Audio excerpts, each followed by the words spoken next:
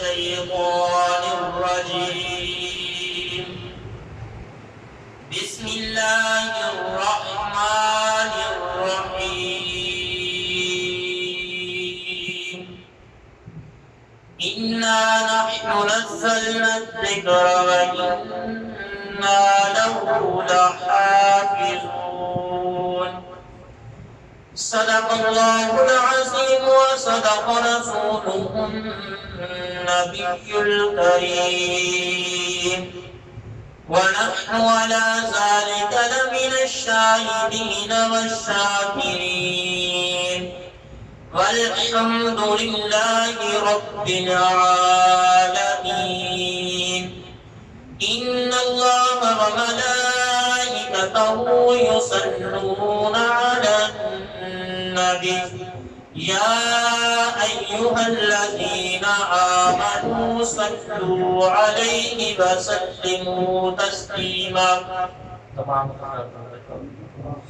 اللهم صل على محمد وعلى آل محمد كما صليت على إبراهيم وعلى آل إبراهيم إنك حميد مجيد اللهم بارك على محمد وعلى آل محمد كما باركت على إبراهيم وعلى آل إبراهيم إنك حميد مجید گمراہ نہ ملے گا تمہیں کوئی شیطان سے بدتر گمراہ نہ ملے گا تمہیں کوئی شیطان سے بدتر رہبر نہ ملے گا تمہیں کوئی قرآن سے بہتر کیوں نہ ہو ممتاز اسلام دنیا بھر کے دینوں میں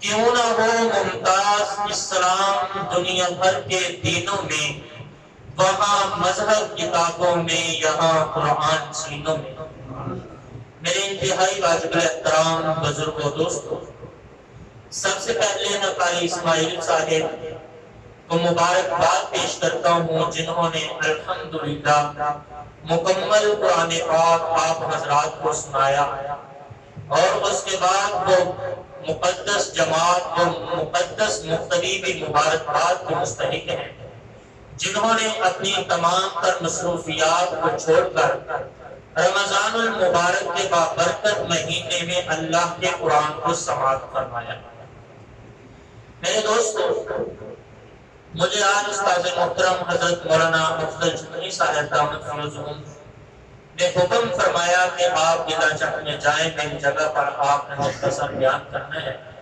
میں اس تاریخ کے حکم کی تعمیل کرتے ہوئے آپ حضرات کے پاس حاضر ہوں اور میں انشاءاللہ چند ہی منٹوں میں آپ حضرات سے کچھ واقعہ عرض کروں گا میرے دوستوں دیکھیں آج ہم معاشرے میں کسی بھی آدمی سے ملے پڑھا لکھا ہوا ہو یا ان پڑھ ہو جاب کرنے والا ہو یا مزدور ہو ذمہ دار ہو جیسا بھی آدمی آپ حضرات کو ملے گا تو آپ اس سے پوچھیں گے کہ محترم آپ کی خواہش کیا ہے آپ کس لیے اپنی سارا دن محنت کرتے ہو سارا دن آپ دھوپ اور سایہ نہیں دیکھتے بلکہ محنت کرتے ہیں تو اس کا ایک ہی نظریہ ہوتا ہے ایک ہی مشن ہوتا ہے کہ یار میں اس لیے کر رہا ہوں کہ میرے بچے تعلیم یافتہ ہو جائیں میرے بچے پڑھے لکھے بن جائیں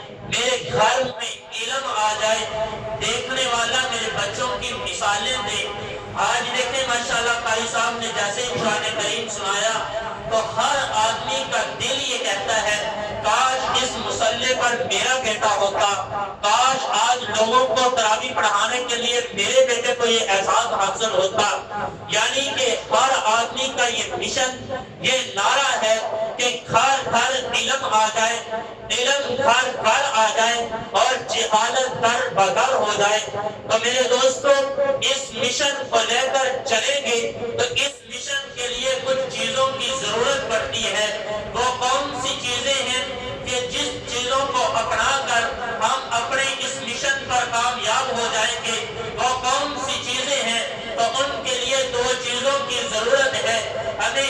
مشن میں کامیاب ہونے کے لیے دو چیزیں درکار ہیں۔ مشن کون سا تھا؟ مشن کو آپ نے ذہن میں رکھنا ہے۔ انشاءاللہ میں چند لمحوں میں اپنی ساری بات، اپنا موضوع آپ حضرات کے کانوں کے ذریعے دل میں اتار کر جاؤں گا۔ مشن یہ تھا کہ علم گھر گھر آ جائے، جہالت در بدر ہو جائے۔ میرے دوستو، اس کے لیے کون سی دو چیزیں درکار ہیں؟ ایک یہ ہے کہ کامل استاد موجود ہو، دوسری چیز کامل نصاب مل جائے۔ جب کامل استاد بھی ہو، کامل نصاب بھی مل جائے تو پھر شاگرد بھی کامل شاگرد بنتے ہیں۔ استاد کے کامل ہونے کے لیے کیا چیزیں ضروری ہیں؟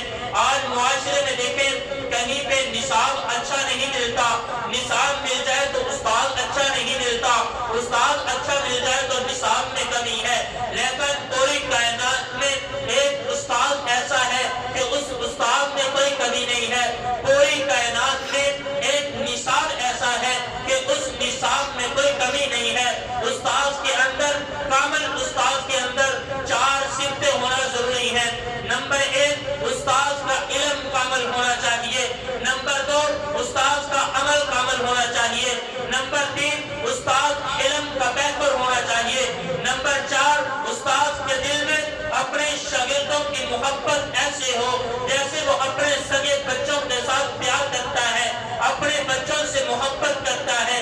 جب یہ چار صفتیں کسی انسان کے اندر جمع ہو جائیں گی پھر وہ کامل استاد بن جائے گا۔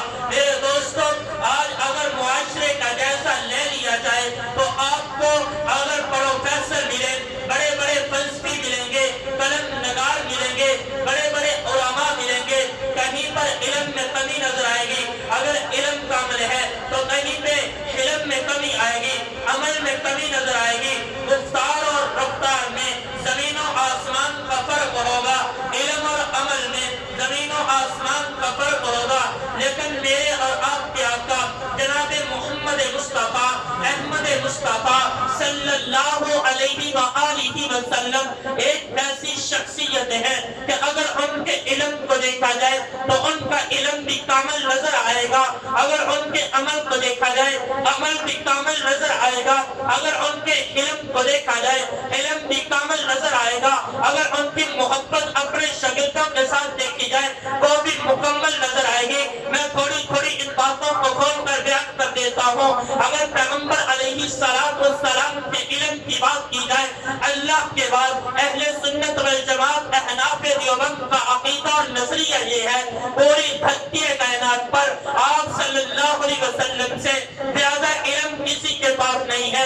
سارے انبیاء کا علم ایک طرف رکھ لیا جائے، تمام صحابہ اہل بیت، تمام مفسرین، مقررین، تمام کے علم کو ایک پلڑے میں رکھ دیا جائے، اگر کوئی پلڑا اٹھانے والا آ جائے، پلڑا اٹھا سکے تو دوسرے پلڑے میں پیغمبر علیہ السلام کے علم کو رکھ دیا جائے تو میرے آقا کے علم کا مقابلہ ساری کائنات کا علم نہیں کر سکتا۔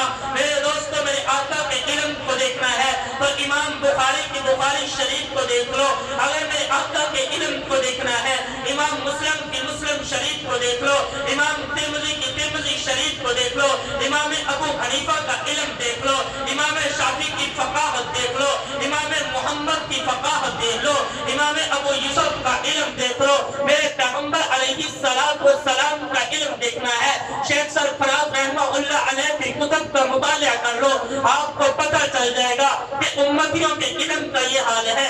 پیغمبر علیہ السلام کے علم کے کیا کہنے، اگر میرے آقا کے علم کو دیکھنا ہے تمام صحابہ کو چھوڑ کر، اہل بیت کو چھوڑ کر صرف حضرت عبداللہ بن مسعود رضی اللہ تعالیٰ عنہ کے علم کو دیکھ لیا جائے تو میرے دوستو آپ صلی اللہ علیہ وسلم کا علم اتنا زیادہ ہے، وہ ایک واحد شخصیت ہے کہ جن کا علم بھی کامل ہے۔ دوسرے نمبر پر جو صرف کامل استاد میں ہونی چاہیے وہ عمل ہے۔ میرے دوستو، آج میں یا آپ ہیں، ہمارا گھر میں طریقہ کار اور ہے، ہمارا گھر کا رہن سہن اور ہے، باہر چلے جائے اور ہے۔ میں تو یوں کہنا چاہتا ہوں اگر ہم اپنے گھر کی ڈائری باہر پبلک کے سامنے ظاہر کرتے، ہمیں کوئی سلام کرنے کے لیے تیار نہ ہو اگر ہم پبلک والی ڈائری اپنے گھر والوں کے سامنے ظاہر کرتے، میرے اور آپ کے گھر والے کہیں گے آپ گھر میں تو حاجی صاحب ہیں لیکن آپ کے باہر کے کرتوت ایسے ہیں، لیکن میرے ماں باپ قربان جائے اس ہستی پر جو 7 پلوں میں بھی میری اور آپ کی ماں سیدہ طیبہ طاہرہ مقدس ماں حضرت عائشہ الصدیقہ رضی اللہ تعالی عنہا سے فرماتے ہیں، اے میری عائشہ میری گھر کی زندگی کو میرے صحابہ کے سامنے بیان کر دینا، میرے گھر کے عمل کو میرے صحابہ کے سامنے بیان کر دینا۔ اس عمل کے کیا کہنے، میرے آقا کا خلوت کا عمل بھی صحابہ کے سامنے ظاہر ہے، جلوت کا عمل بھی آقا کا صحابہ کے سامنے ظاہر ہے، میرے آقا کے عمل میں بھی کوئی کمی پیشی واقعہ نہیں ہو سکتی۔ میرے دوستو تیسرے نمبر پر حلم یعنی کہ برداشت ہونی چاہیے۔ میرے دوستو آج ایک قاری صاحب کے پاس اگر گاؤں کے کچھ بچے پڑھنے آ جائیں اور بچے آنے والوں میں ہر بچے کا علیحدہ خاندان سے تعلق ہوتا ہے، آنے والے بچے کا علیحدہ قوم اور برادری سے تعلق ہوتا ہے، لیکن قاری صاحب کو وہ 20 بچے سنبھالنا مشکل ہوتے ہیں۔ اس کی وجہ یہ ہوتی ہے کہ ان بچوں کا طریقہ کار گھر میں علیحدہ ہے، ان کو کنٹرول کرنا بہت مشکل ہے، بعض مرتبہ استاد کی برداشت سے باہر ہو جاتا ہے۔ لیکن میں قربان جاؤں آج ایک قاری صاحب سے ایک محلے کے بچے نہیں سنبھالے جاتے، لیکن میرے آقا کے پاس ایک گاؤں کے نہیں، ایک محلے کے نہیں، ایک شہر کے نہیں، بلکہ حبشہ سے حضرت بلال آئے ہیں، یمامہ سے صحابہ آئے ہیں، ایران سے سلمان فارسی آئے ہیں۔ میرے دوستو دور دور سے صحابہ اکرام میں آقا کے قدموں میں حاضر ہوئے ہیں۔ میرے آقا علیہ السلام نے ان کے سوالات کو سنا ہے، ان کے سوالوں کو سن کر ایک علم کے ساتھ برداشت کے ساتھ وہ صحابہ جن کے قوم علیحدہ، جن کے قبیلے علیحدہ، کوئی فارسی بولنے والا، کوئی پنجابی بولنے والا، کوئی سندھی بولنے والا، کوئی عربی بولنے والا، لیکن میرے آقا نے تمام کو قائل کیا ہے۔ میرے دوستو آپ صلی اللہ علیہ وسلم کی اگر محبت کو دیکھا جائے، چوتھی صفت کو دیکھا جائے، آپ کو وہ اس انداز میں ملے گی۔ میرے آقا ساری رات مصلی پہ کھڑے ہو کر ان کے لیے دعا کرتے ہیں۔ میرے آقا صلی اللہ علیہ وسلم کئی دن بھوکے اور پیاسے رہتے ہیں، لیکن جب کوئی ہدیہ آتا ہے میرے آقا دودھ کا پیالہ صحابہ میں تقسیم کر دیتے ہیں۔ میرے دوستو یہ میرے آقا کی محبت تھی کہ میرے آقا نے ان کو زمین سے اٹھا کر سامان تک پہنچا دیا۔ میرے آقا نے ان صحابہ کو جو بکریوں اور بھیڑیں چراتے تھے ان کو کیسر و کسریٰ کی حکمرانیاں نصیب کر دی۔ ان کی آواز سے کیسر و کسریٰ اٹھا دھکنے لگے کہ میں کیوں نہ کہوں کہ ذوالفشانی نے تیری قطروں کو دریا کر دیا، ذوالفشانی نے تیری قطروں کو دریا کر دیا، دل کو روشن کر دیا، آنکھوں کو بینا کر دیا۔ جو خود نہ تھے راہ پر اوروں کے ہادی بن گئے، جو خود نہ تھے راہ پر اوروں کے ہادی بن گئے۔ اللہ اللہ کیا نظر تھی جس نے مردوں کو مسیحا کر دیا۔ میرے دوست یہ کامل استاد کی صفات تھی، 4 صفتیں جس استاد کے اندر کامل وہ کامل استاد بنتا ہے۔ پھر نصاب کی ضرورت ہے، نصاب بھی کامل ہونا چاہیے۔ نصاب کے کامل ہونے کے لیے 2 چیزوں کی ضرورت ہے۔ اگر 2 صفتیں اس نصاب میں ہو جائے، اس نصاب میں موجود ہوں تو وہ نصاب کامل بنتا ہے۔ کون سی صفتیں ہیں؟ نمبر 1 صفت یہ ہونی چاہیے کہ وہ نصاب ہر زمانے کے لحاظ سے ضروریات زندگی کے ہر مسائل کا حل بتائے۔ دوسری صفت یہ ہونی چاہیے کہ اس نصاب میں کوئی بھی رد و بدل نہ ہو۔ لیکن یہ دونوں صفتیں آپ کسی بھی کتاب پر فکر کر لیں، کسی بھی کتاب کو چیک کر لیں، کچھ نہ کچھ کمی ضرور محسوس ہوگی۔ لیکن ایک کتاب ہے جس کو اللہ رب العالمین نے میرے اور آپ کے آقا جناب محمد مصطفیٰ صلی اللہ علیہ وسلم کے قلب اطہر پر نازل کیا۔ قرآن کریم وہ کتاب ہے جس میں یہ دونوں صفات مکمل ہیں۔ وہ کون سی صفات ہیں؟ میرے دوستو پہلی صفت یہ کہ انسان کی ہر زمانے کے لحاظ سے یہ کتاب رہنمائی کرتی ہے۔ میں مختصراً عرض کرتا ہوں کہ اگر اس کتاب سے جا کر وہ آدمی سوال کرے کہ میرے بھائیوں نے میرے ساتھ دھوکہ کیا ہے، میری رہنمائی کیجئے۔ تو یہ کتاب حضرت یوسف علیہ السلام کا واقعہ اس کے سامنے ظاہر کر دے گی۔ اگر یہی کتاب یہ آدمی جا کر اس کتاب سے عرض کرے کہ مجھے جیل میں جانا پڑا ہے، یہ حضرت یوسف علیہ السلام کا واقعہ ظاہر کرے گی۔ اگر کسی کو ذبح کر دیا گیا ہے وہ کتاب سے رہنمائی لے تو حضرت زکریا علیہ السلام کا واقعہ مل جائے گا۔ اگر کوئی تبلیغی جماعت میں جائے اس کو لوگ مارے، پتھر مارے، لوگ اس کو تکلیف دیں، تو یہ کتاب حضرت ابراہیم علیہ السلام کا واقعہ اس کے سامنے ظاہر کر دے گی۔ یہ کتاب حضرت نوح علیہ السلام کا واقعہ اس کے سامنے ظاہر کر دے گی۔ اگر کوئی تجارت کے معاملے میں جائے یہ کتاب اس کی بھی رہنمائی کرے گی۔ کوئی اپنے والدین کی خدمت کرنا چاہتا ہے یہ کتاب اس کی بھی رہنمائی کرے گی۔ کوئی اپنے راستے سے بھٹک رہا ہے وہ اس کتاب کے سامنے آ جائے یہ کتاب اس کی بھی رہنمائی کرے گی۔ دوسری صفت یہ ہے کہ اس نصاب میں رد و بدل نہ ہو، اس میں کوئی کمی پیشی نہ ہو۔ میرے دوستو، دنیاوی کتابوں کو ایک طرف رکھیے، آسمانی کتابوں کو لے لیتے ہیں۔ توراۃ ہے، انجیل ہے، زبور ہے، لیکن میرے دوستو ایک سال میں جو ایڈیشن چھپتا ہے، جو دوسرے سال چھپتا ہے، ان دونوں کو آپس میں چیک کیا جائے، دونوں میں زمین و آسمان کا فرق مل جائے گا۔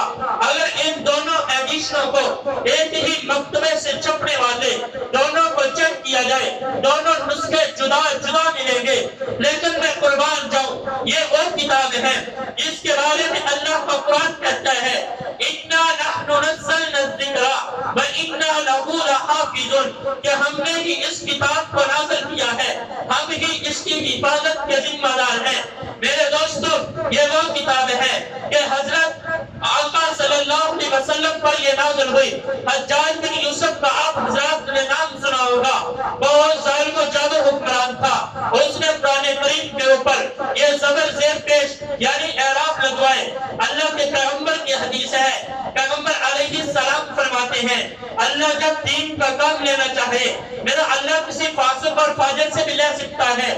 یہ حجاج بن یوسف بہت ظالم و جابر انسان تھا، اس کی تلوار سے صحابہ اکرام کا لہو ٹپکا ہے۔ اس نے بہت اللہ والوں کو، اللہ کے ولیوں کو اس نے شہید کیا، لیکن اللہ نے اس سے یہ قرآن کا کام لیا، یہ دین کا کام لیا۔ اس نے قرآن کریم کے اوپر زبر زیر پیش لگائے۔ میرے دوستو جب یہ کام کر رہا تھا تو سول میں اس بارے میں ایک واقعہ بیان ہوا، فَأَبَوْا أَن يُزَيِّفُوهُمَا، یہ جو پیغمبروں کا یہاں پہ تذکرہ ہے کہ وہ چل رہے تھے، ایک سفر میں تھے، یہودیوں کی بستی کے پاس ٹھہرے، یہودیوں سے انہوں نے کھانا طلب کیا، یہودیوں نے کھانا دینے سے انکار کر دیا۔ اللہ کے قرآن نے اس بات کو یہاں پر ذکر فرما دیا۔ اب ظاہری سی بات ہے صبح کی قیامت تک قرآن باقی رہے گا تو یہودیوں کی لات کٹتی رہے گی، ان کو شرمندگی کا سامنا کرنا پڑے گا، تو یہودیوں کے لیے پریشانی کا سبب ہے۔ یہودیوں کے 10 بڑے بڑے علماء حجاج بن یوسف کے پاس آگے، انہوں نے آ کر کہا ہے حجاج بن یوسف ہمارا ایک چھوٹا سا کام ہے، اگر آپ کر دیں ہم آپ کو انعام و اکرام سے عذاب دیں گے، آپ کو بہت زیادہ تحفے تحائف دیں گے۔ حجاج نے کہا وہ کون سا کام ہے؟ انہوں نے کہا کام یہ ہے کہ 16ویں سپارے میں یہ جو آیت ہے فَأَبَوْا أَن يُزَيِّفُوهُمَا، اس بات کا نقطہ اٹھا کر اوپر رکھ دیں، ایک نقطہ اپنی طرف سے لگا دیں، بن جائے گا فَأَبَوْا أَن يُزَيِّفُوهُمَا، یعنی انہوں نے کھانا عطا کر دیا، ہماری آنے والی نسلوں کی ناک بچ جائے گی، ان کی عزت بن جائے گی۔ حجاج بن یوسف کو بہت غصہ آیا، اس نے کہا آپ یہیں پہ ٹھہریے، میں گھر جاتا ہوں، آپ کی ضیافت کا انتظام کرتا ہوں۔ حجاج بن یوسف گھر سے اپنی تلوار لے کر آتا ہے، ان 10 بڑے بڑے یہودیوں کے سر قلم کر دیتا ہے۔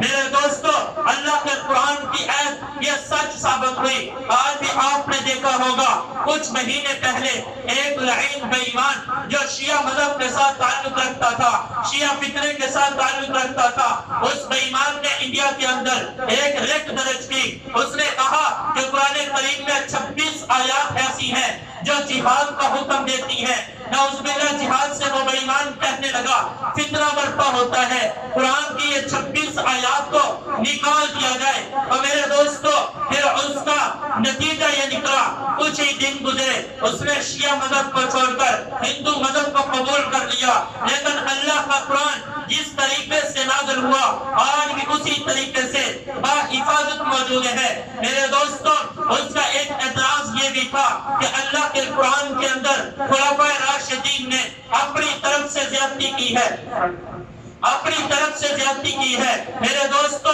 میں قربان جاؤں صحابہ اکرام کی عظمت اور شان پر، صحابہ کی عظمت پہ اعتراض آج ہو رہا ہے، لیکن میرے اللہ نے اس کا جواب جب قرآن کریم نازل کیا، قرآن کریم کے پہلے صفحے پر اس کا جواب ارشاد فرما دیا، فرمایا الف لام میم۔ علماء اکرام کہتے ہیں الف لام میم کا کوئی بھی معنی فائنل نہیں ہے۔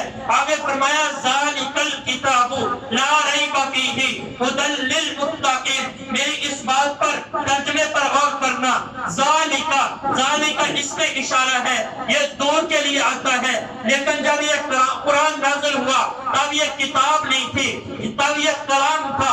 کتاب بعد میں جب صحابہ اکرام نے اس کو کتابی شکل دی ہے تب یہ قرآن بنا ہے، تب یہ کتاب بنی ہے، لیکن جب نازل ہوا تب یہ کتاب نہیں تھی، تب یہ کلام تھا۔ لیکن اللہ تعالیٰ فرمانا یہ کرتے ہیں ذالک الکتاب، کہ جب وہ کتاب لا ریب فیہ، اس میں شک نہ کرنا۔ یہاں پر کتاب کا ذکر ہے، کلام کا ذکر نہیں ہے، لیکن جب یہ نازل ہوا تب یہ کلام تھا، کتاب نہیں تھا۔ اللہ پاک فرمانا یہ چاہتے ہیں جب اس کو ابو بکر کتابی شکل دے گا لا ریب فیہ، اس میں شک کی گنجائش ہے۔ قربان جاؤں صحابہ اکرام کی عظمت پہ کہ آج 1400 سال گزرنے کے بعد ان پہ اعتراض ہوا، لیکن میرے اللہ نے اپنی زبان سے اس اعتراض کا جواب ارشاد فرمایا، اور پھر آگے بالکل صفائی کر دی، فرمایا ہدی للمتقین، اس سے ہدایت وہی حاصل کریں گے جو متقین ہوں گے۔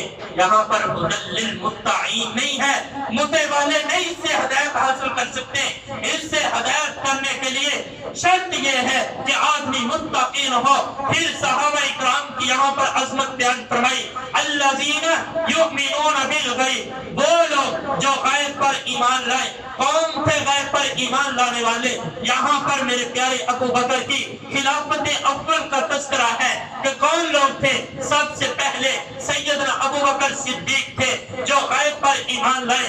اس کے بعد فرمایا وَيُقِيمُونَ الصَّلَاةَ، کون شخص تھا جس نے سب سے پہلے حرم مکہ میں نماز کا افتتاح کروایا؟ کون تھا؟ وہ سیدنا فاروق اعظم رضی اللہ تعالی عنہ تھے، جنہوں نے آ کر سب سے پہلے کعبہ کا دروازہ کھلوا کر نماز کا اہتمام کروایا تھا۔